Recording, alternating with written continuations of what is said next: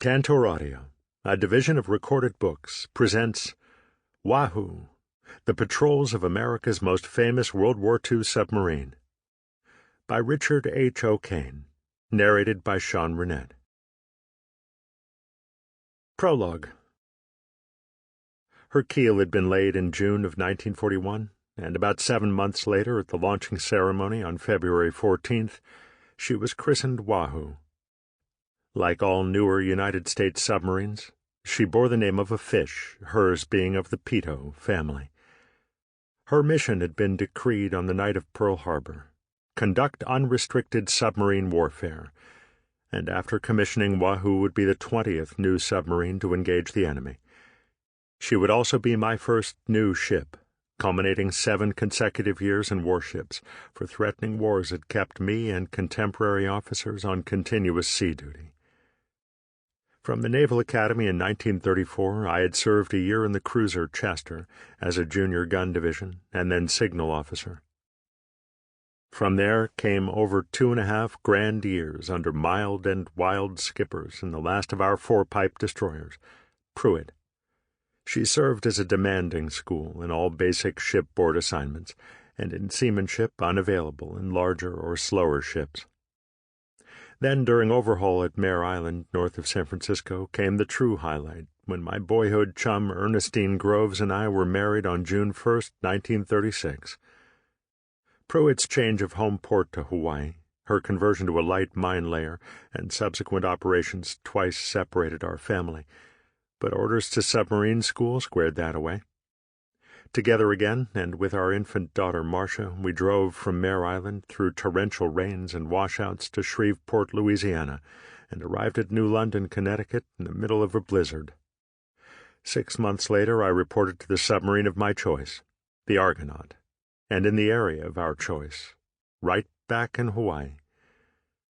The USS Argonaut SM-166 was our largest submarine, the SM designating her as a mine layer. But she also mounted 2 .53 caliber 6-inch deck guns that could hurl 116-pound projectiles over 20 miles, and forward she had 4 torpedo tubes, carried loaded, with 8 more torpedoes in their skids. All of this besides her main armament of 78 mines, launched from great mine tubes aft. Fortunately, I was familiar with all this, including commissary and communications, my first 2 assignments. Only underwater sound was new to me, so after the required year I was able to satisfy the qualification board of 2 captains, and I wore twin dolphins. In September of 1939, President Franklin Roosevelt proclaimed a limited emergency, and all operations took on a most serious note. Our son James was born the same month. The Pacific Fleet arrived in 1940, and commencing in the fall of 1941, our submarines slipped quietly from Pearl Harbor with their torpedo tube outer doors open for firing, but only if attacked. I had been promoted to lieutenant, my qualification for command had been approved, and again I left my family in Honolulu as Argonaut proceeded to patrol south of Midway Atoll. Orders had specified a submerged patrol, so after arriving in the area, 2 blasts on the klaxon-sounding diving alarm Auga had taken us down during each morning twilight.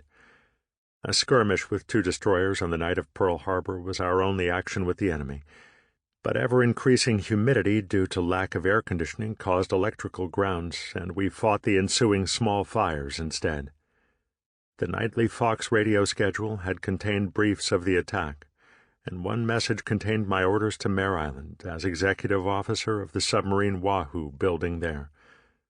Argonaut was scheduled for new engines at the same yard, so now just to get her there.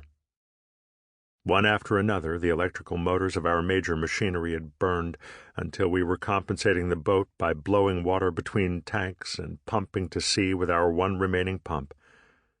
A lesser captain would have taken her home, but our skipper, Steve Barchett, an Annapolis All-American, stayed with our mission to defend Midway. Little did we know that Argonaut's guns, mines, and torpedoes were all that was available to help oppose an expected assault. On January 22, 1942, with a full section and clean, scrubbed dungarees at quarters, Argonaut entered Pearl Harbor to witness devastation far beyond anything we had expected. In charge, I faced the ranks to port or starboard as we passed each damaged, sunken, or capsized ship, some of them vessels in which our older hands had served. But younger or older, the sight became blurred as tears streamed down our cheeks. We found our families fine and waiting on 1 week's notice for evacuation from the island. After the unloading of mines, ammunition, and all but 2 torpedoes, I was able to join Ernestine and the children at the Roy Cross, our gracious landlords, who had brought them to a spare apartment in their Waikiki beachfront home. On January 29th, Argonaut sailed for Mare Island Navy Yard, arriving 10 days later, just ahead of our automobile. Thus I was able to find and rent one of a group of excellent homes across from Hamilton Field, north of San Francisco, and 20 miles from Mare Island. 1 month later, I met the Lurline, carrying 5,000 passengers, and brought my family home, where they would have all the facilities of the airfield only a short walk away. The specified date my orders arrived, and after a last lunch in Argonaut, I left my shipmates and many friends with whom I had served for nearly 4 years, and walked along the waterfront toward the submarine in which I would be second in command as her executive officer. Part 1. Mare Island to Pearl Harbor. 1. From the dock, Wahoo appeared ready for sea, but the coming and going of Navy Yard workmen at a hurried pace told that there was much still to be done aboard. That was not yet my business, but the officers and enlisted men who would man her were my concern, so I walked to Wahoo's dockside office across the quay. Looking back, I could see her sleek upper hull, longer than a football field, and thoughts of Argonaut faded.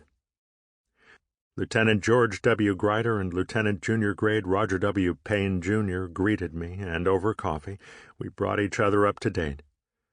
George, 2 classes junior to me, had also served in destroyers, and after sub-school in the newer submarine Skipjack. Sandy-haired, lean, and with a pleasing southern manner, he would be a fine shipmate. His seniority marked George as our engineering officer, a billet he had already assumed. Roger, 5 years my junior, was similarly lean, but with dark hair and a more serious smile. After attending submarine school, he had served in the Pompano, which had a torpedo data computer, TDC.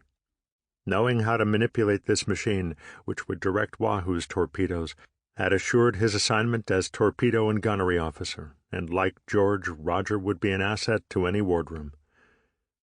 Chief Torpedo Man's mate, CTM Russell H. Rao from New London, had also served in Pompano, where he had been chief of the boat, the key enlisted submarine billet, and had 2 supporters in Roger and George for the same assignment in Wahoo. Short, stocky, and muscular, with receding hair, gave Chief Rao an authoritative, fatherly appearance. If there had been any question, the watch quarter and station bill he was already preparing would have settled it, for the bill already showed the assignments of many crewmen. Factually, over half of our complement had already reported to Submarine Administration, Sub-Ad, Commander Submarine Force Pacific's facility at Mare Island. The men had come from other submarines, submarine school, or other schools pertinent to their rate. A few had come directly from surface ships or from cities and farms via boot camp. Most important during these final stages of construction were the senior petty officers, who had been attending schools at the manufactories of Wahoo's major machinery. Hand in hand with the billeting at Sub-Ad went the facility's practical schools for lower rates and non-rated men. Training devices, similar to shipboard installations, provided the actual experience men would need to stand supervised watches in their submarine underway. Wahoo's senior petty officers were either instructing or drawing machinery spare parts for temporary stowage adjacent to the office. Everyone was busy, so I followed suit with my own school, heading for the after torpedo room. There were 4 tubes carried loaded, their inner doors secured by heavy bronze bayonet locking rings. Just forward were skids to hold 4 reloads, and sandwiched with these were 12 pull-out bunks. Forward to starboard lay the bosun's storeroom opposite an enclosed head with Sample complete. Ready to continue?